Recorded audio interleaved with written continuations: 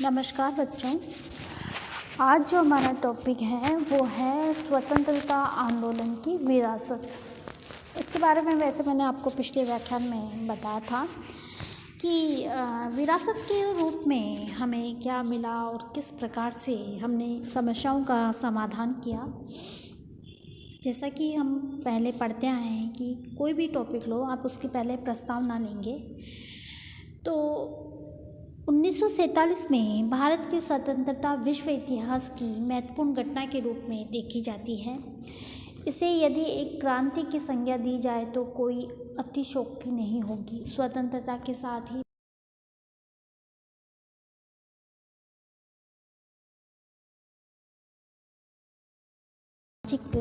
सांस्कृतिक वैचारिक एवं दार्शनिक मूल्य विकसित हुए, वे ही भारत के भविष्य के निर्धारण का आधार बने। भारत के स्वतंत्रता आंदोलन में अनेक प्रवृत्तियां दृष्टिगोचर होती हैं जिन्होंने किसी न किसी रूप में राष्ट्रीय मूल्यों के निर्माण में सापेक्ष योगदान दिया। अतः आज़ादी की लड़ाई के दौरान निर्मित राष्ट्रीय मूल्य को स्वतंत्रता आंदोलन की विरासत के रूप में देखना आवश्यक प्रतीत होता है। यही मूल्य भारत की भविष्य दृष्टा बनी। इतिहासकार विपिन चंद्र ने भारत के स्वतंत्रता आंदोलन को विश्व इतिहास का सबसे बड़ा जन आंदोलन बताते हुए लिखा है कि भारतीय राष्ट्रीय आंदोलन प्राय विश्व इतिहास का सबसे बड़ा जन आंदोलन था। 1919 के पश्चात इस जन आंदोलन का निर्माण इस धारणा के आसपास हुआ कि आम जनता को राजनीति और उनके अपने मुक्ति प्रयासों में स्वयं सक्रिय भूमिका निभानी चाहिए और यह उन्हें निभानी ही पड़ेगी। यह आंदोलन भारतीय जनता के एक विशाल हिस्से को राजनीतिक गतिविधि के अंदर खींचने, सक्रिय और राजनीतिक शिक्षा देने में सफल हुआ। 19वीं सदी के धर्म व समाज सुधार आंदोलन को राष्ट्रवाद की प्रेरक शक्ति के रूप में देखना उपयुक्त होगा। इस दौरान स्वधर्म, स्वभाषा, स्वराज, स्वदेशी, स्वदर्शन व स्वराष्ट्र की अभिधारणाएं पुष्टि हुई। ये विचार उपनिवेशवादी विरोधी भारत संघर्ष को उत्पन्न करने वाले सिद्ध हुए। 1885 में अखिल भारतीय राष्ट्रीय कांग्रेस की स्थापना के साथ सही अर्थों में संगठित राष्ट्रवाद का उदय हुआ। इसके उपरांत स्वतंत्रता आंदोलन के विभिन्न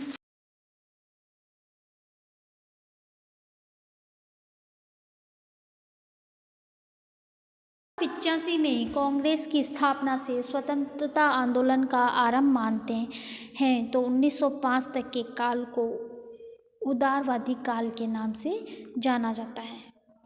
मैंने आपको पिछले व्याख्यान में इसमें बताया था कि उदारवादी दल के कौन थे, उदारवादियों के उद्देश्य के कौन थे, क्या थे, उदारवादियों के साधन क्या थे। उदारवादियों और उग्रवादियों को आपको डिफरेंस करना है। उदारवादी जैसा कि नाम से स्पष्ट है, नरम दल से होना, जिनके विचार थोड़े उदार होना, जो अंग्रेजों की न्यायप्रियता में थोड़ा सा विश्वास रखते थे। उन्हें विश्वास था कि हमें अंग्रेज कभी ना कभी स्वतंत्र करेंगे।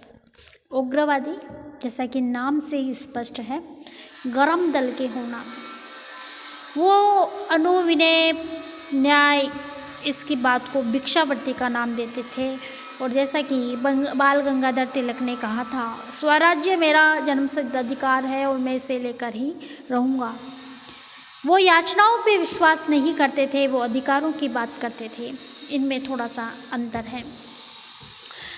उग्रवाद का जो आंदोलन है उसका जन्म 1905 में बंगाल विभाजन के विरोध के रूप में हुआ, जब औपनिवेशिक शासक बौद्धिक और तार्किक साधनों को नकारने लगा तो भारतीयों ने इसका जवाब सीधी व सक्रिय राजनीतिक गतिविधियों के माध्यम से दिया। तो न केवल कांग्रेस में उग्रवादी विचारों की प्रमुखता बढ़ी, बल्कि अनेक स्वतंत्र क्रांतिकारी संगठनों की स्थापना हुई।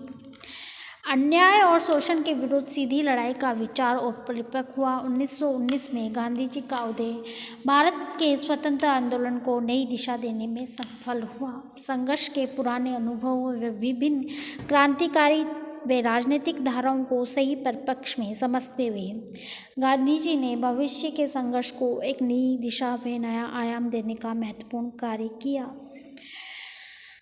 1919 में गांधी जी के नेतृत्व में कांग्रेस के टॉयलेट एक्ट सत्याग्रह आरंभ हुआ। इसने देशव्यापी आंदोलन का रूप धारण कर लिया, जिससे अंग्रेजों ने भड़क कर पंजाब में अमृतसर शहर के जलियांवाला बाग में चल रही शांति सभा पर गोलियां बरसाई। इससे उपजे भारतीय असंतोष की परिणति असहयोग आंदोलन के रूप में ही ये कांग्रेस के झंडे तले गांधी जी के नेतृत्व में संचालित पूर्णतः अहिंसात्मक आंदोलन था। भारी जनसमूह के सम्मिलित होने के कारण असहयोग आंदोलन के पूर्व जहाँ राष्ट्रीय आदर्श व मूल्य बोध बुद्धिजीवियों तक ही सीमित था, वह असहयोग आंदोलन के पश्चात आम जनता द्वारा आत्मसात कर लिया गया।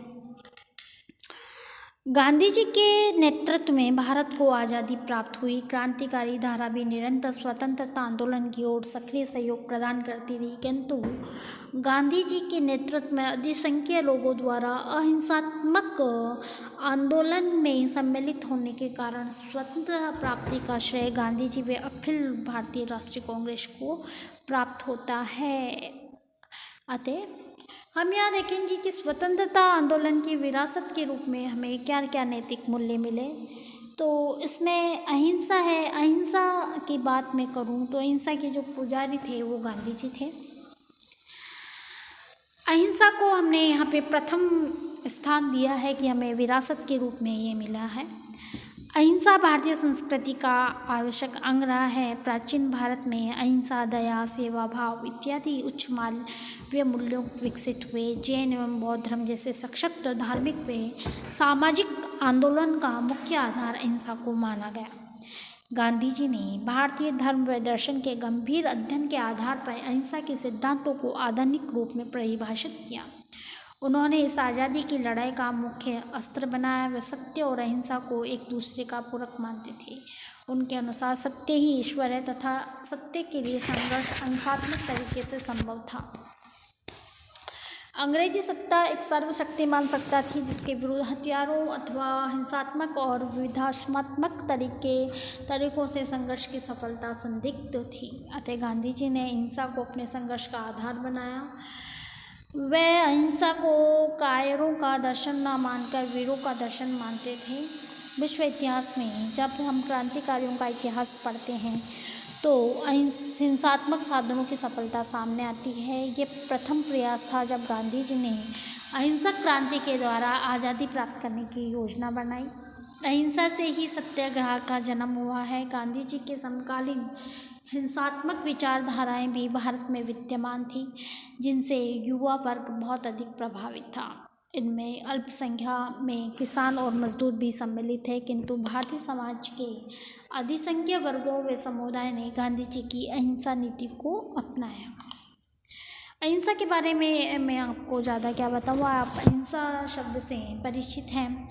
और आपका जो आधुनिक भारत का जो पेपर है, आपके तृतीय वर्ष में प्रथम प्रश्न पत्र है, उसमें गांधी युग के बारे में आप इसको और डिटेल से पढ़ेंगे। तो मैं यहाँ पे थोड़ा सा जिक्र अहिंसा के बारे में करूँगी कि गांधी जी के मन में अहिंसा की अवधारणा कैसे उत्पन्न हुई। इस संदर्भ में उन्होंने स्वयं कहा था, निकला तो सत्य की खोज में लेकिन अहिंसा मिल गई। निकला तो सत्य की खोज में लेकिन अहिंसा मिल गई। एक दरवाज़ा मिला वह बंद था, चाबी अहिंसा थी, और जब तक उस दरवाजे में से नहीं जाता सत्य का दर्शन मुझे नहीं होता। कहने का अभिप्राय, वो सत्य की खोज में निकले थे, लेकिन अहिंसा पहले नहीं मिलती तो शायद सत्य की प्राप्ति नहीं होती। अभी तो ये एक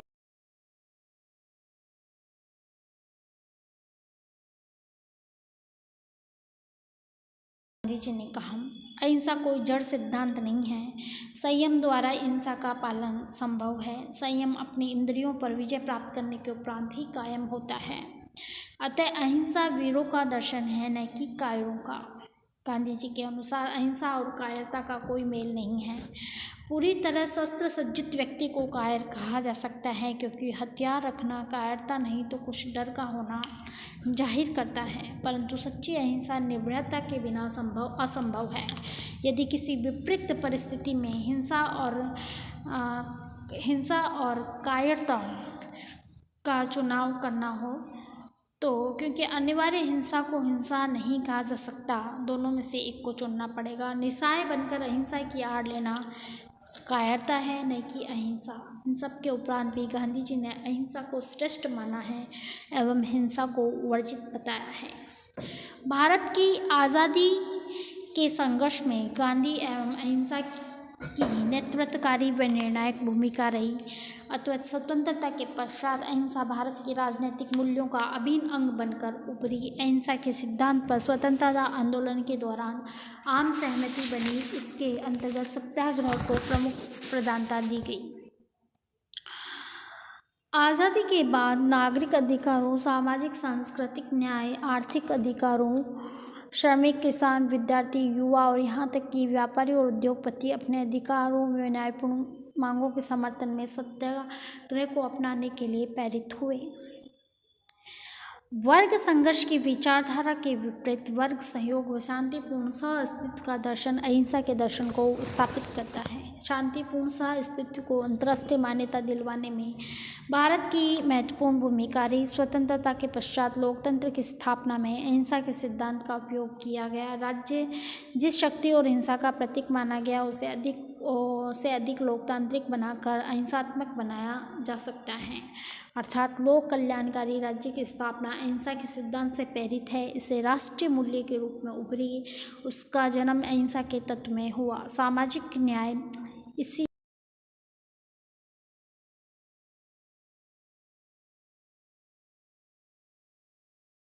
भारतीय जनमानस इस सिद्धांत से निराश न होकर सुखद भविष्य के लिए आश्वस्त है। फिर है राष्ट्रीय एकीकरण। अहिंसा से आप परिचित हैं। अहिंसा के बारे में आपने देखा कि अहिंसा क्यों आवश्यक है और अहिंसा के कारण क्या होता है। राष्ट्रीय एकीकरण जैसा कि नाम से स्पष्ट है, राष्ट्र को जोड़ना। राष्ट्रीय एकता स्वतंत्रता आंदोलन की बहुमूल्य विरासत है। राष्ट्रीय एकता व स्वतंत्रता एक दूसरे के पूरक माने जाते हैं, अर्थात राष्ट्रीय एकता के बिना स्वतंत्रता की कल्पना करना संभव नहीं है। बहुत ही सही है। अगर हम एक नहीं होंगे तो हम स्वतंत्र कैसे होंगे।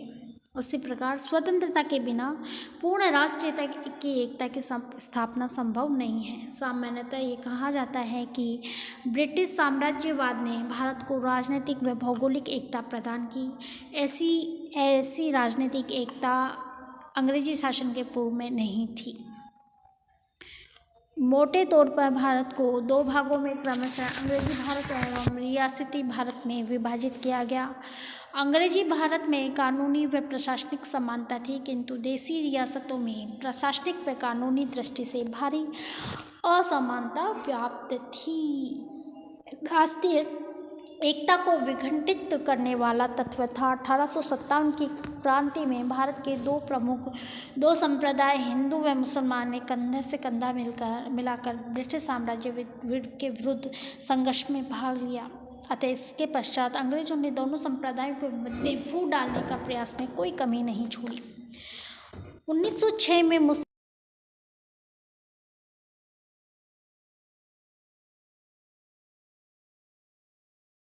अपने भारत का विभाजन। अतः राष्ट्रीय एकता स्वतंत्रता के लिए अनिवार्य है या आवश्यक है। इसके लिए कई प्रयास भी किए गए। तो यहाँ पर इसकी विरासत में एक ये है कि राष्ट्रीय एकता होना जरूरी है। फिर है सांप्रदायिकता सौहार्द। किसी भी संप्रदाय के प्रति द्वेष की भावना रखना अपराध है। स्वतंत्रता आंदोलन प्रारंभ से ही धर्मनिरपेक्षता की विचारधारा से प्रेरित था। धर्मनिरपेक्षता स्वाभाविक तौर पर किससे उत्पन्न होगी? सांप्रदायिक सौहार्द से। स्वतंत्रता आंदोलन का प्रमुख मंच अथवा संगठन अखिल भारतीय कांग्रेस की स्थापना धर्मनिरपेक्षता के आधार पर हुई। इसमें सभी संप्रदाय के लोग सम्मिलित थे, जिनमें सांप्रदायिकता के स्थान पर राष्ट्रीयता की भावना अधिक बलवती हुई। कांग्रेस धर्म को पूर्णतः एक व्यक्ति का निजी मामला मानती थी। धर्म को राजनीति के साथ जोड़ना, कांग्रेस ने इसका विरोध किया। संगठन की ओर से धर्म को राजनीति से दूर रखने के प्रति सतर्कता व सजगता बढ़ती गई। कांग्रेस धर्म विरोधी संस्था नहीं थी। धर्मनिरपेक्ष रहकर ही सांप्रदायिकता से लड़ा जा सकता है और इसके लिए बहुत सारे प्रयास भी किए गए। गांधी जी ने भी धर्मों की समानता पर बल दिया। उनके लिए वेद, उपनिषद आदि धर्मशास्त्र नहीं थे, बल्कि वे कुरान और बाइबल आदि को भी उसी तरह धर्मशास्त्र मानते थे। तो इस कहने का अभिप्राय यह है कि किसी भी देश की जो विरासत है उसमें सांप्रदायिक भेदभाव ना हो।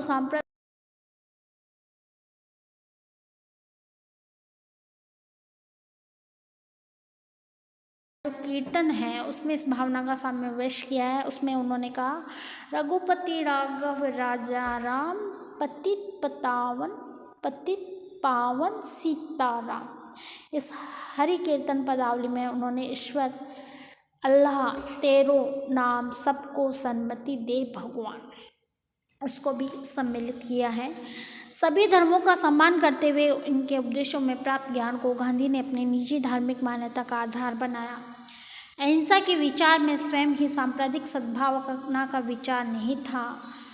उन्होंने 1942 में पुनः इस बात पे पूरे जोर से शब्दों में दोहराया कि धर्म एक निजी मामला है जिसका राजनीति में कोई स्थान नहीं होना चाहिए। धर्म की आड़ पे नहीं लड़ना चाहिए। परंतु बच्चों, आज आप जानते हैं वर्तमान स्थिति कैसी है। वर्तमान में ये जो मूल्य जो मैं आपको पढ़ा रही हूँ, उन मूल्यों का जो व्यवहारिकता के तौर पर कोई सटीक नहीं बैठता। हम किसी के सामने बहुत लिबरल या बहुत विनम्र होकर वो कर रहते हैं तो ये माना जाता है कि अरे इसमें कुछ भी नहीं है, उसको दबाया दिया जाता है। मैं ये नहीं कहती कि लड़ाई झगड़े करो या कुछ और करो, लेकिन समय की स्थिति को देखते हुए हमें निर्णय लेने चाहिए।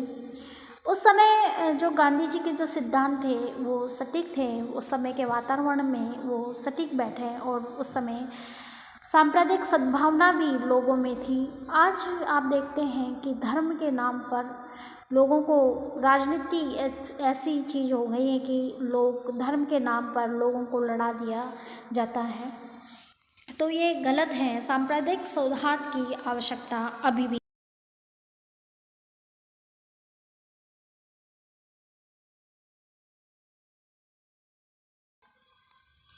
ये उस समय के विचार थे। छुआछूत उस समय हिंदू समाज का सबसे बड़ा कलंक था। अभी वर्तमान स्थिति में ये ऐसी बात नहीं है। ये सैकड़ों वर्षों से सामाजिक बुराइयों के रूप में प्रचलित रहा। 19वीं सदी के समाज सुधार, धर्म सुधार आंदोलन ने जाति भेदभाव के विरुद्ध वातावरण उत्पन्न किया। राजा राम मोहन राय, दयानंद सरस्वती, विवेकानंद आदि ने अस्पृश्यता की खुलकर आलोचना की, इसे जड़ से समाप्त करने का संकल्प भी लिया। इसी क्रम में ज्योतिराव फूले के नेतृत्व में जाति व्यवस्था विरोधी आंदोलन उत्पन्न हुआ। ये प्रयास जाति व्यवस्था व छुआछूत को समाप्त तो नहीं कर सके, किंतु उन्होंने इसके विरुद्ध वातावरण अवश्य तैयार किया। इन मनुष्यों ने जातीय तत्व को भारतीय समाज की बहुत बड़ी कमजोरी के रूप में पहचान कर इसके विरुद्ध संघर्ष किया। राष्ट्रीय एकता में जाति व्यवस्था राष्ट्रवाद के मार्ग में बाधक थी। ये बात भारत के जागरूक लोगों की समझ में आ चुकी थी। 20वीं सदी के पूर्वार्ध में डॉक्टर भीमराव अंबेडकर, महात्मा गांधी एवं E.V. रामास्वामी नायकर जिन्हें पेरियार के नाम से भी जाना जाता, के नेतृत्व में सशक्त जाति विरोधी आंदोलन का जन्म हुआ। गांधी जी ने इस दिशा में सबसे प्रभावशाली भूमिका निभाई। उन्होंने स्पष्टतः कहा था कि अस्पृश्यता हिंदू समाज व्यवस्था पर कलंक है। हिंदू यदि जाति के रूप में जीवित रहना चाहते हैं तो उन्हें जितनी जल्दी हो सके ये